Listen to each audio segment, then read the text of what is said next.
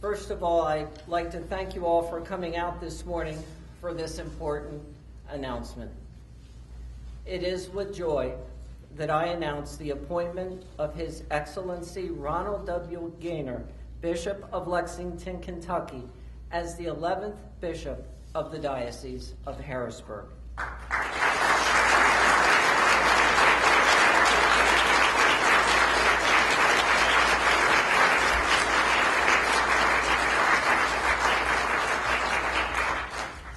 On behalf of the priests, deacons, those in consecrated life, and the faithful of our diocese, I wish to express my gratitude to the Holy Spirit and to our Holy Father Francis for sending us a shepherd after the untimely death of Bishop McFadden.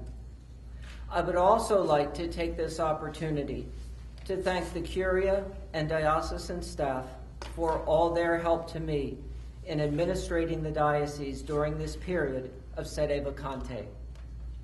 Today is the feast of St. Francis de Sales, who was a bishop and was known as the Gentleman Saint. It seems appropriate then that today we officially welcome this Kentucky gentleman back to his native Pennsylvania. We assure him of our prayers for him and the faithful of Lexington as he makes this transition to shepherd a new flock. We look forward to his installation on March 19th, the feast of St. Joseph. And so I now present to you His Excellency Bishop Ronald W. Gaynor, 11th Bishop of the Diocese of Harrisburg.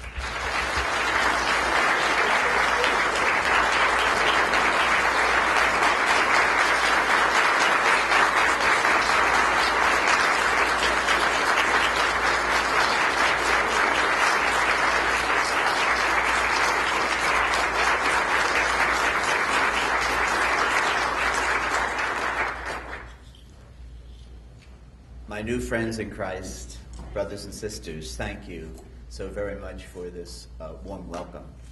And it is a joy to be here with you this morning. Let me thank the members of the media who are here this morning, and Joe Aponic, who made these arrangements so that we could have this announcement this morning and have an interaction with those local media representatives. It's a joy to be here. The speculation, the second guessing, the predictions are over. Here I am.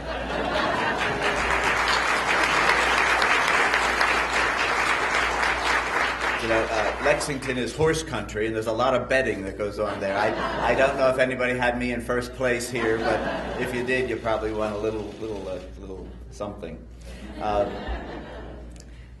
Let me begin with words of gratitude, and they've already been expressed, but let me, in my own name, say my sincere gratitude to our Holy Father, Pope Francis, to all of those who assist him in making these kinds of decisions, most especially our Apostolic Nuncio, Archbishop Vigano, for the confidence, the trust that they have placed in me as I now am transferred from the See of Lexington, Kentucky, here to this venerable See of Harrisburg.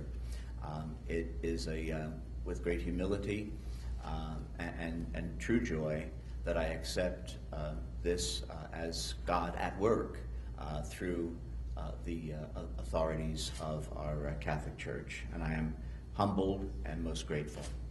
I thank, too, the bishops of this province of Philadelphia, who, as everyone knows, have some hand in suggesting possible candidates when there is a vacancy. And I thank them for their confidence, especially Archbishop Chaput, the Archbishop of Philadelphia, for suggesting my name. And I look forward truly to collaborative ministry with the bishops and the Archbishop here in the province of Philadelphia. My heart goes out with sincere gratitude to Father Gillum. And I've met a number of the Curia and staff already, just arriving late yesterday afternoon. But it's always said that there is no one happier to see the appointment of a bishop than the diocesan administrator. And while I've never served in that position, I am absolutely confident it's true. So I hope you have a sense of relief, but also a great sense of a job well done, Father Bob.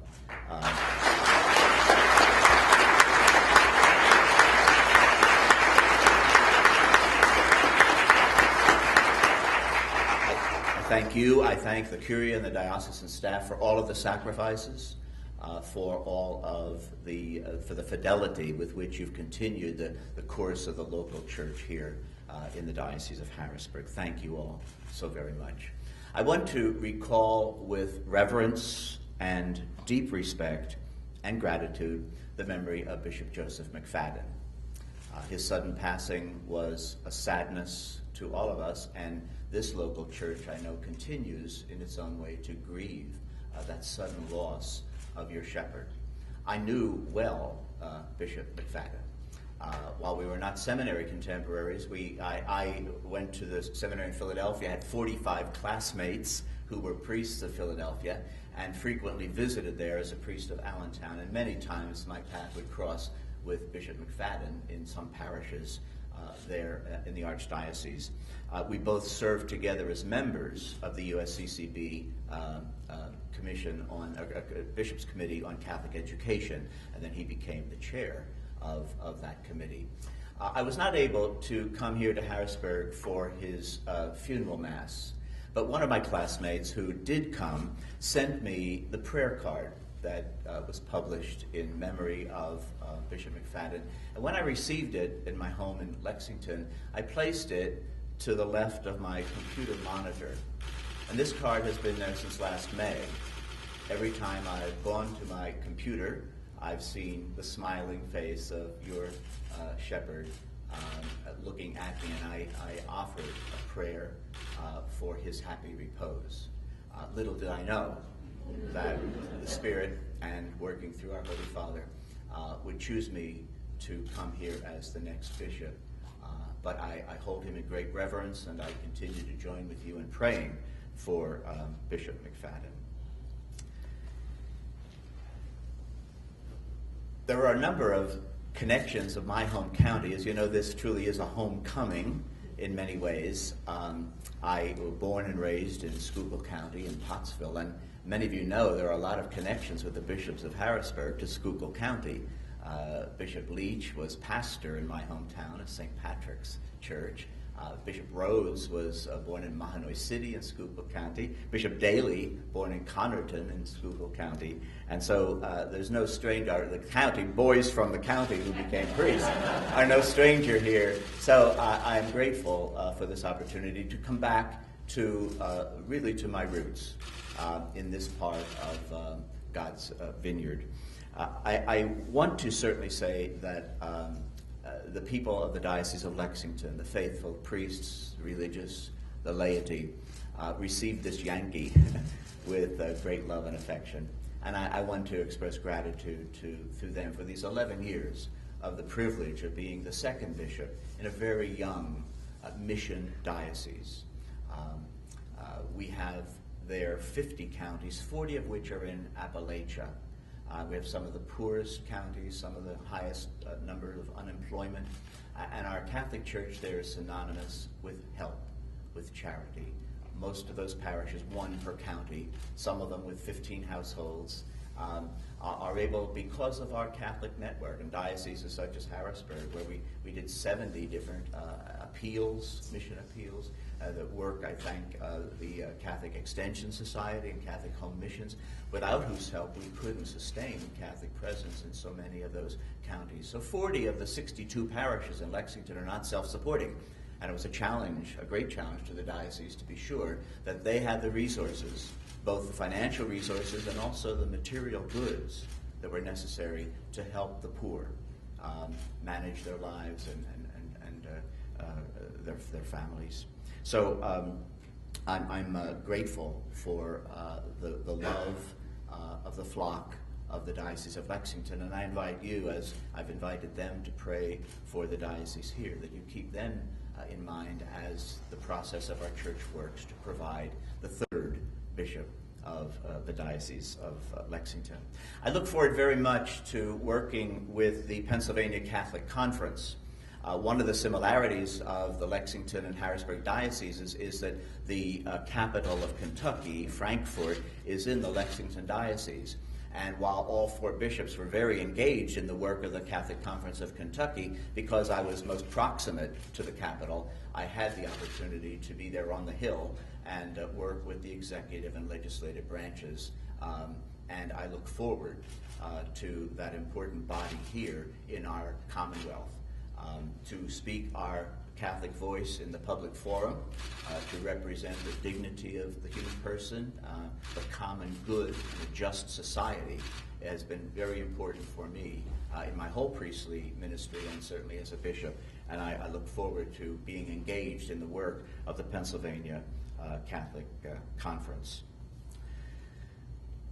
I welcome today this new time in the life of the Diocese of Harrisburg and in my own life and in my ministry. And I trust truly that the bond of faith, the bond of love and joy that developed in the 11 years of my stewardship and shepherding the Diocese of Lexington will take place here and will grow quickly to unite us together in our Savior Jesus Christ. As Father Bob mentioned, today is the feast of St. Francis de Sales, and he's the patron saint of you guys. He's the patron saint of Catholic press and in general of all the media. And I was delighted that we could arrange with the nuncio and with Rome, who announced this at noon Rome time today, that we could have this conference, this announcement made on the feast of Francis de Sales. I've always had a very special affection for the one who's sometimes called the gentleman bishop, who showed the tender mercy of God even in very difficult, even hostile times in the see where he was Bishop of Geneva.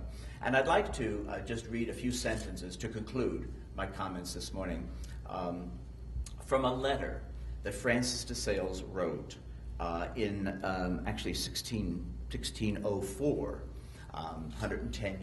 410 years ago. But the content is as pertinent and important today as it was 410 years ago. When I was announced as the Bishop of Lexington, a good friend of mine who is a priest, oblate of St. Francis de Sales, gave me these excerpts from this letter. His good friend, St. Jane Francis de Chantal, had her brother, and his brother was named a bishop. And so her brother asked Francis de Sales to write a letter giving him some instructions on how to be a good bishop. And just listen to these few words that were written by St. Francis de Sales to André Frémont, the newly named bishop. Francis de Sales wrote, "There is nothing impossible where there is love. Our Lord did not ask St. Peter whether he was learned or eloquent before saying, 'Feed my sheep.' He only asked, 'Do you love me?' True love of God and of souls is all that is needed. Your people await you. They are looking forward to seeing you and also to be seen by you. Begin at once to do what you should always do. They will be edified as they see you often at the altar, offering the holy sacrifice for their salvation. They will be edified too if they see you, like their priests, earnest for the sanctification, preaching, and ministering to them. On March 19th, I will begin with joy and with deep faith and love to do what I must do, what I will always do here in your midst, the ministry of sanctification, teaching, and shepherding. Ask God's grace, the guidance of the Holy Spirit for us all." And now let's get to your questions or comments. I'm eager to know what you might want to know about me. Bishop Peter, could you tell us a little bit about how and when you found out about your appointment? Yes, it was a week ago Monday, so the 13th of July, late in the afternoon. I received a phone call from the nunciature, and I was on the phone with some friends who lived back in the Allentown Diocese. And when I got off, I looked and oh my goodness, it was Archbishop Vigano. So I knew I had to return that immediately. He was out of the country at the time, so it was a Monsignor Sosa, who's on the staff at the nunciature. And basically what he said was, he said, "I have news from the Holy Father. Pope Francis has chosen you to transfer you from the See of Lexington to be the next Bishop of Harrisburg." Now, to be honest, in the Diocese of Lexington, there's a beautiful little town called Harrisburg. So, being 11 years in Kentucky, when I heard Harrisburg, I thought, Harrisburg. But I realized very quickly he was saying Harrisburg. So, and then we began talking about the practicalities when the announcement could be made. And to be honest, he actually wanted it last week. And I said, oh, please, can't we? And I looked at the calendar, and really I did want to have it on this date, the 24th, the Feast of Francis de Sales. So I called him back then. He gave me 24 hours to check things out, and he didn't ask, do you want to go? Are you willing? It was simply, you will, but the timing of it. So that's what we arranged. So it was the 13th of January. How will being a native of Pottsville kind of inform how you conduct business here? Well, I have greater access to Yingling, first of all.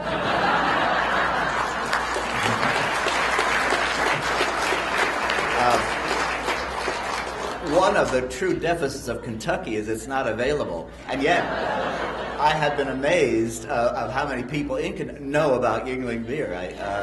And they go to Ohio and Tennessee for it, but you can't purchase it. And I have to tell one little, before I answer you seriously, when friends began coming down to Kentucky, I at one point had 10 cases of Yingling in my basement. So sheepishly, I'd have to tell people who said they were coming to visit, please, if you were thinking of bringing in, don't bring any more Yingling. Well, I think, when I went to Kentucky, I had never been to Lexington. I'd only passed through the Louisville area. I'm not saying I have a lot to learn about this local church, about all of the people in these 15 counties, about the strengths and the areas of challenge for this local church. But being a native, and especially of the coal regions of Schuylkill County, I think I have a little bit of a jump start, one might say, having served 29 years as a priest in the Diocese of Allentown.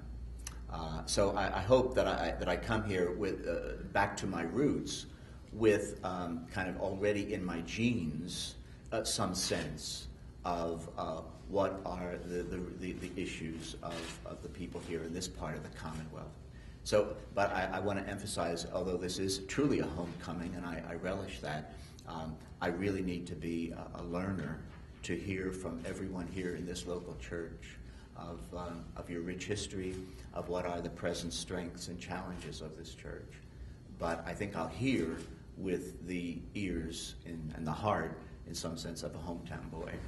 And what will that process look like when you're getting to know the diocese and the challenges that are faced here? How is that process going to go? Great question. And we certainly haven't looked at a lot of details or specifics, but I can give you some idea of what I tried to do. Certainly, we already have many advisory bodies in every diocese, and I will want to be meeting with them. I want to listen to hear what their opinions, their assessments are.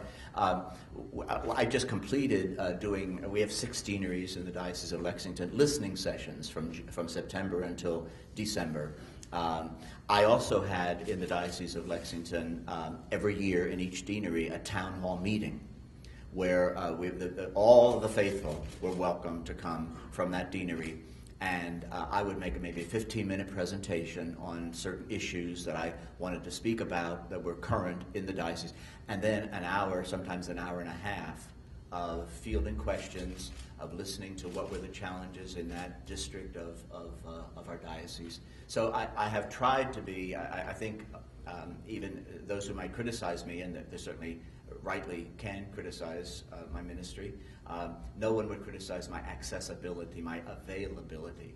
And so I would imagine opportunities such as those, listening sessions, town hall type meetings, to hear from all the faithful what do they see going on here in the local church. So there are the established advisory bodies, and then I would like to give an ear and a heart to the folks, all of the faithful of the diocese. Much has been made about Pope Francis and how he brings young people back to the church and how he's engaging young people. Certainly with comments like Yingling beer, you might be bringing some more young people back. Well, but how do you plan on bringing young people back to the church? Because people my age have often left the church. And you are absolutely right, and it's a wonderful observation and question.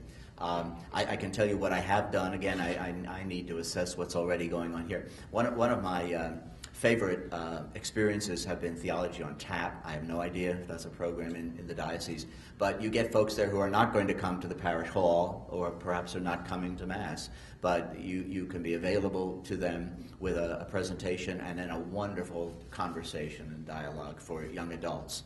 I've been actively involved in that. I've also tried to give a lot of time to campus ministry.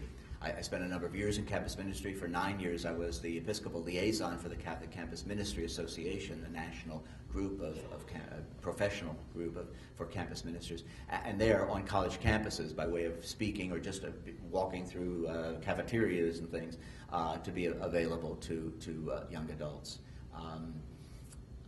So again, I see it as, and you're right about Pope Francis. I think he has an absolutely marvelous way of speaking the truths of the Church in fresh ways that people can be engaged and understand.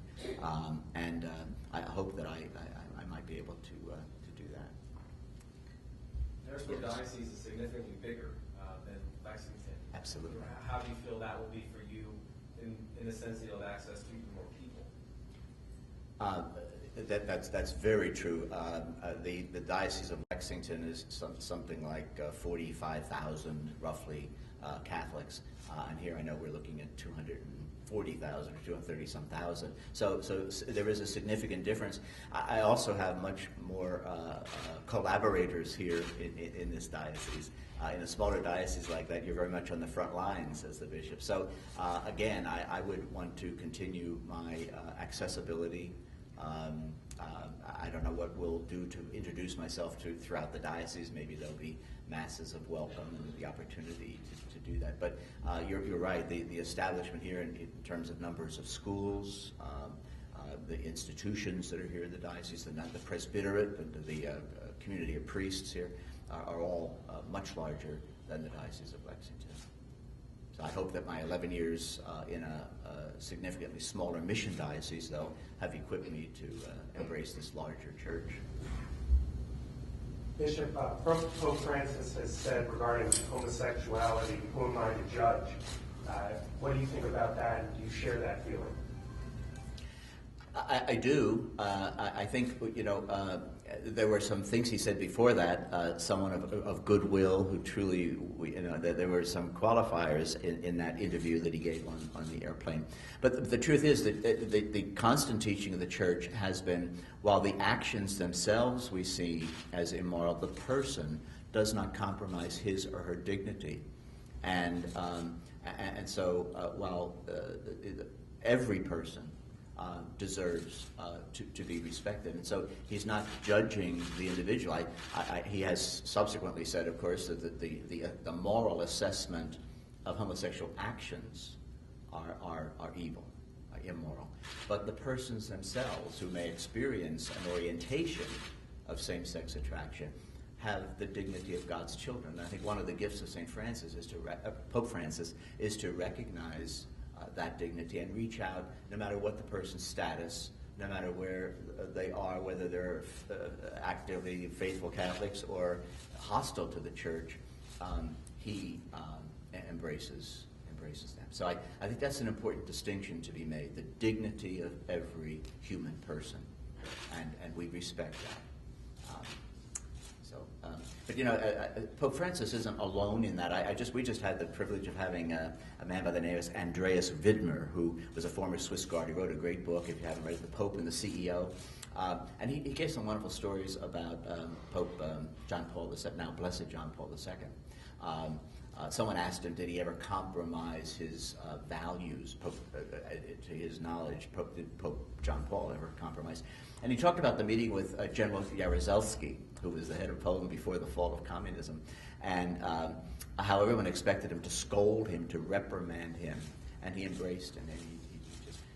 And so there's two very diverse ideas of the human person and human society, and yet John Paul II recognized the dignity of that man, and he embraced him as a brother. I think that has to be the consistent pattern of our ministry, of our attitude in the church. Yes? Top 3 missions for... I'm sorry. Top 3 missions that you might have for Harrisburg. It would be very hard because, again, I need to learn so much of the local church. I will say that I had a number of strategic priorities that were constant in the diocese. Catholic schools being one of them, and I know that the Catholic schools are strong and numerous here. It's a challenge. Right now we're involved in an effort called the St. Remy Initiative in our diocese, and the idea is the faith formation of those who are the administrators and teachers in our schools. I believe if our schools are to survive, we need not just be academically excellent and have some religion aspect, but that our teachers and our administrators need to be well steeped in the faith. And so we're working on the deepening the faith formation of everyone who's in leadership in our Catholic schools. That would be just one example of my priorities. The Diocese of Lexington has 9 state prisons and 5 federal prisons. We may well have a record, I'm not sure of that. But I have made it a sideline of my ministry to try to visit some of the federal prisons quarterly, other state prisons as best as I can, the state prisons as best as I can, to let them know they're not invisible to their local church, to their brothers and sisters. And I found that a very rich and profitable ministry to me. So that is one example of the diocese. Social justice is another issue that needs to be attended to. And then that was certainly on the front burner in a mission diocese where there is so much poverty and so many challenges in rural America, in the eastern part of Kentucky. So I need to learn what I need to make priorities, and that will come from the listening and the interaction with the faithful here. Other than being a native, why do you think the Pope thought you fit here? He might have gotten so many letters from people in Lexington that he wanted to stop the mail and say, well, I'll get them.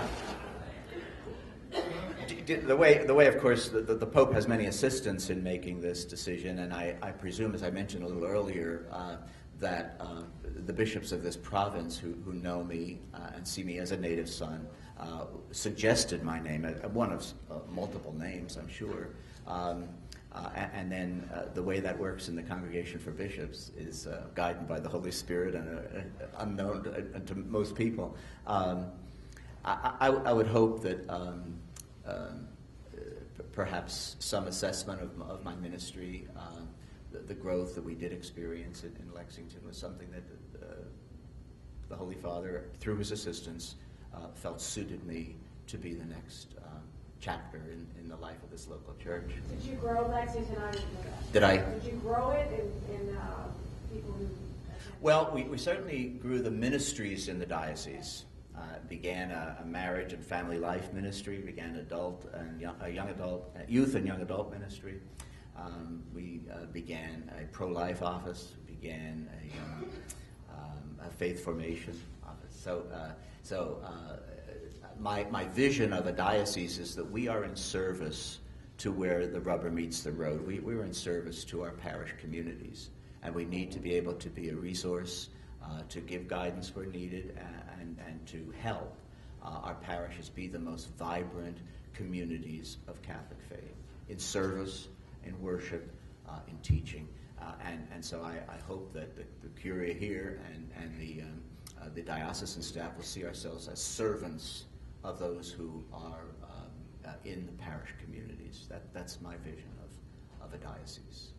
I had on my desk a little figurine of a ringmaster holding up the megaphone, and I see partly my job is not to be the show, but to be able to introduce and call forth the talents, the skills that the Spirit inspires in the whole church, and to point attention to those who have those gifts and are willing to use them in the service of Christ.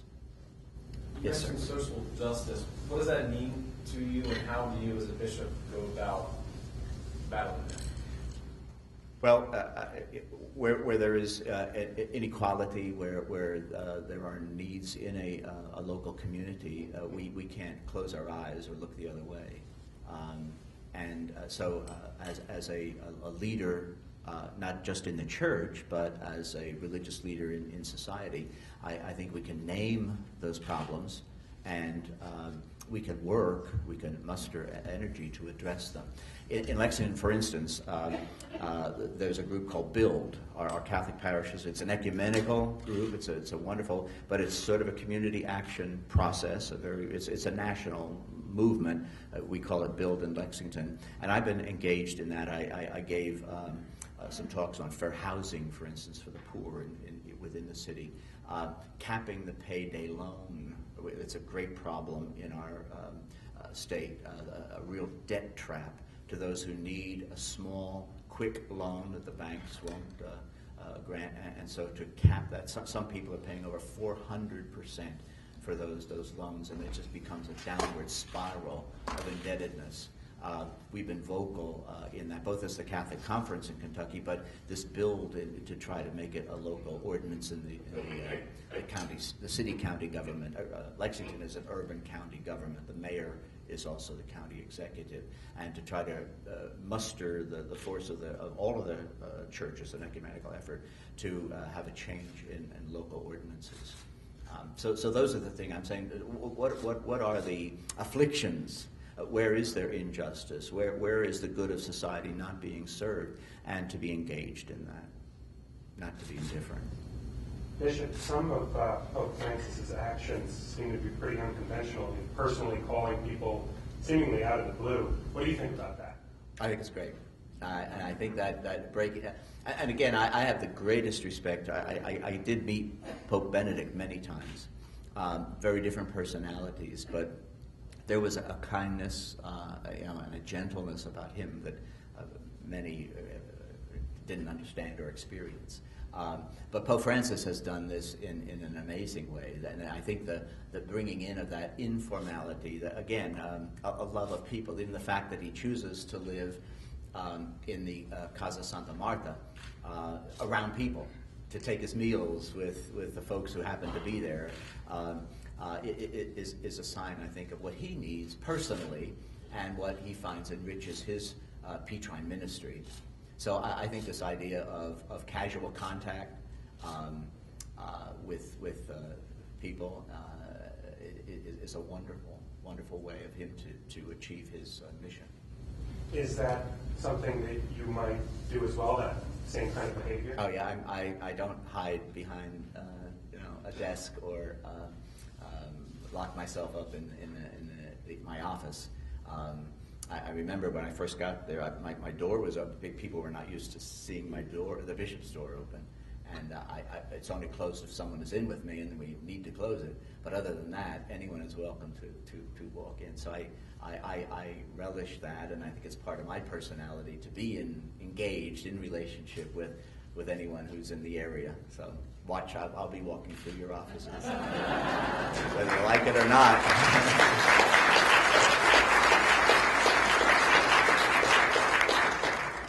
Yes, ma'am.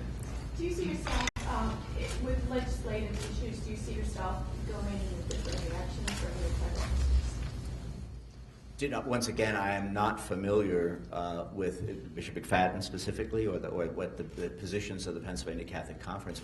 We certainly have our social teachings of the Church, and what happens is that they are applied then to specific issues.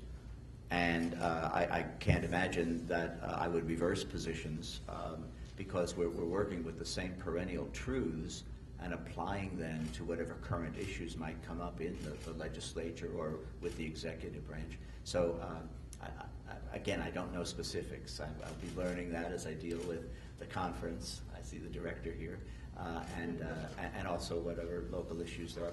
But I don't see a reversal of positions.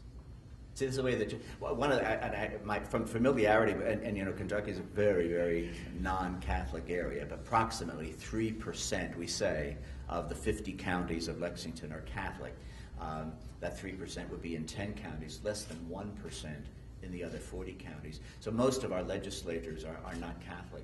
But I will tell you, in my conversations with them in small groups or individually, legislators have always said, I really respect the Catholic Church's presence here on the Hill. not because I necessarily agree with some or sometimes even any of the positions we take, but they know that we are consistent.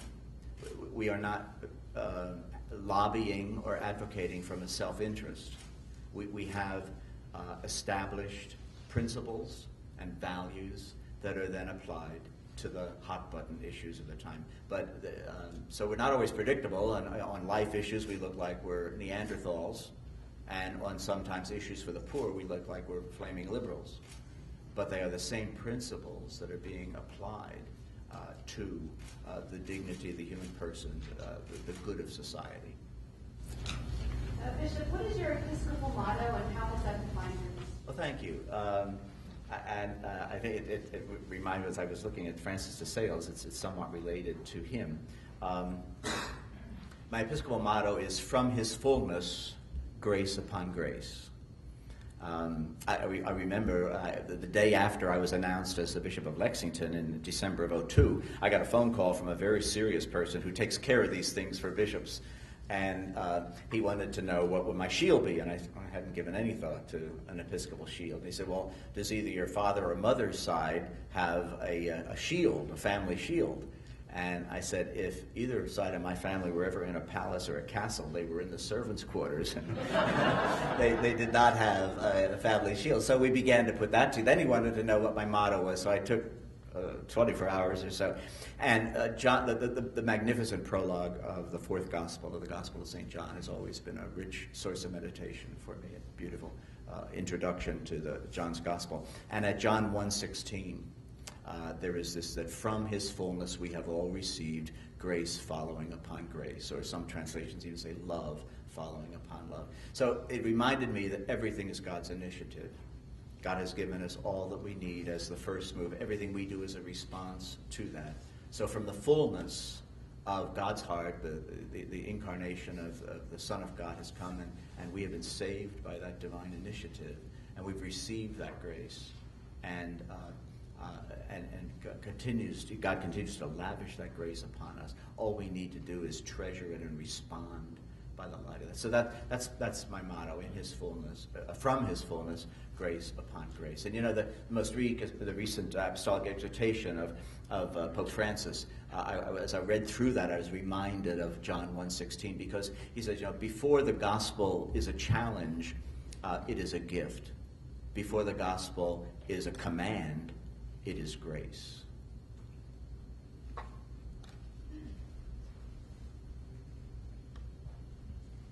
That's it. Thank you all so very much. Thank you.